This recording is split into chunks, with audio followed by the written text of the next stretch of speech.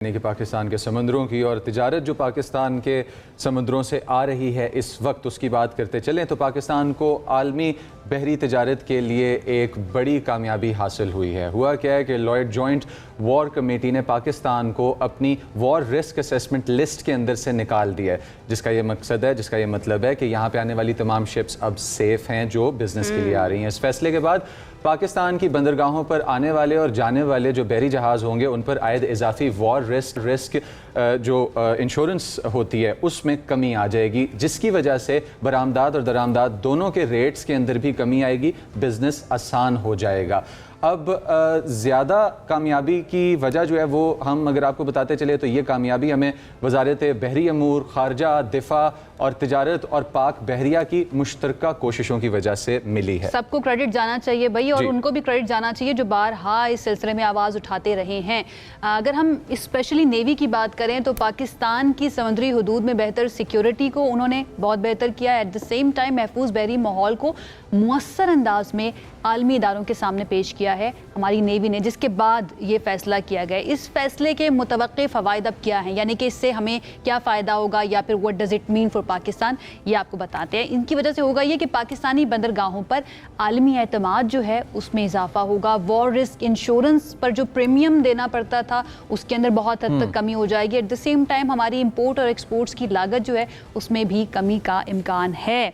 मज़ीद जान लेते हैं कि इसके और क्या क्या असरात होंगे। हमारे साथ इस वक्त मौजूद हैं rear admiral Javed Iqbal retired, जो सदर हैं National Institute of Maritime Affairs के।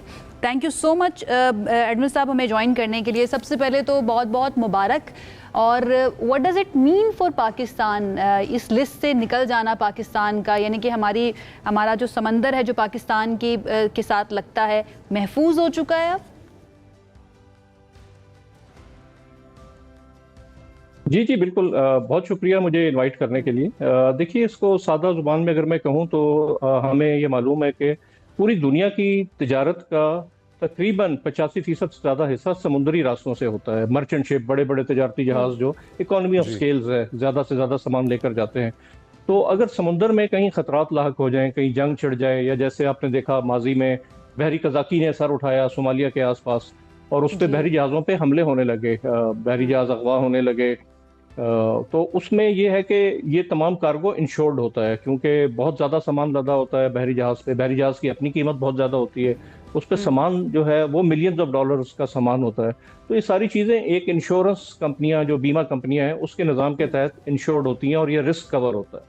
तो जैसे आपने देखा कि हम में से हर कोई, ज़्यादातर लोग अपने कार या मोटरसाइकिल या अपनी वैल्यूएबल्स की इंश्योरेंस करवाते हैं, तो उसका एक प्रीमियम अदा करना पड़ता है। वो एक प्रीमियम है कि खुदा न खास्ता अगर कोई चीज़ हो जाए तो वो बीमा कंपनी आपके नुकसान का अजाला करेगी।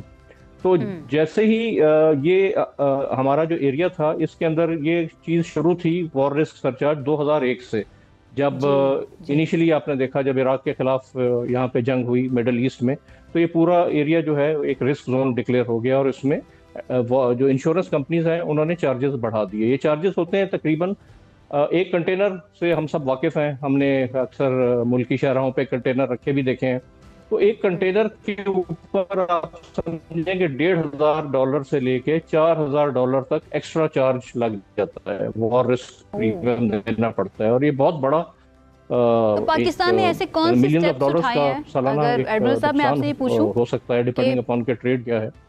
तो ठीक है, 25 साल के बाद ये तब्दीली आना और इस लिस्ट से पाकिस्तान का निकल जाना जो कि बहुत खुशाइन भी है, पाकिस्तान ने ऐसे कौन से स्टेप्स लिए हैं?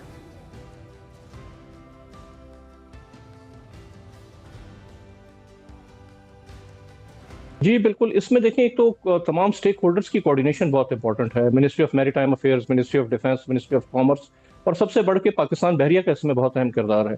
2001 से हम इसको फॉलो कर रहे थे पाकिस्तान बहरिया में, और 2019 में इस एरिया में कमी लाई गई, लेकिन फिर भी कुछ पाकिस्तान की बंदरगाहों के नाम जो हैं वो इसके अंदर रह गए। तो अब जब आपने देखा कि ऑपरेशन महफूजुल बहर के तहत बहरी निगरानी में इजाफा किया गया, ऑल्दो हमारे कुर्बो जवार में एक जंग छिड़ी हुई है, लेकिन हमारे पानी जो है वो महफूज हैं, और ये हमारी बहरिया की जो निगरानी की सलाहियत है ये उसका एक अमली मज़र है।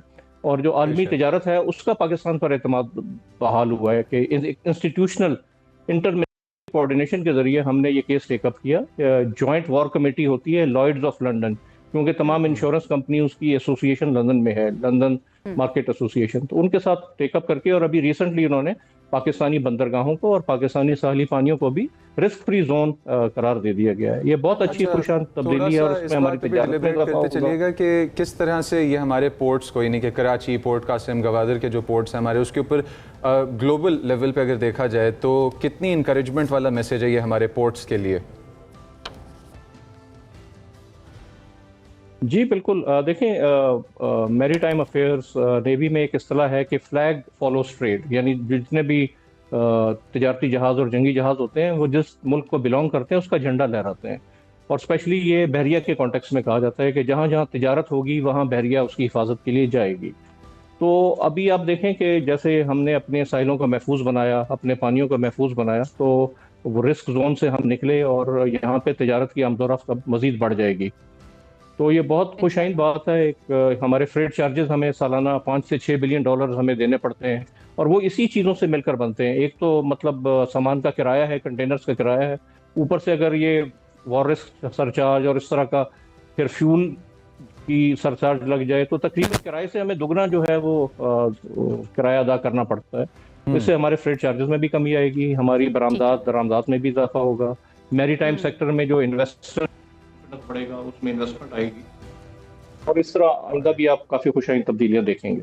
इंशाल्लाह हमारी भी यही दुआएं हैं कि ये बहुत ज़्यादा अच्छा पाकिस्तान के लिए, पाकिस्तान की इकोनॉमी के लिए साबित हो। बहुत शुक्रिया एडमिरल साहब हमें ज्वाइन करने के लिए। बहुत इंपॉर्टेंट है कि चाहे हवाई रास्ते हों, ज़मीनी रास्ते हों या समुद्री रास्ते हों, वो महफूज होने चाहिए।